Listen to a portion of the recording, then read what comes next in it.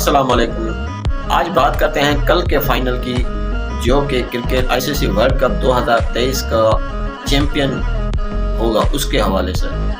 تو سب سے پہلے بات کرتے ہیں آسٹریلیا کے ٹیم کی، جو کہ پہلے 2 میچ ہارنے کے باوجود اتنا کم بیک کیا تاکہ آگے فائنل کھیل رہے۔ ان کو پاکستان والی میچ کی وجہ سے وہ کم بیک ملا، جہاں انہوں نے ردھم بنایا اور پھر پیچھے مڑ کے نہیں دیکھا۔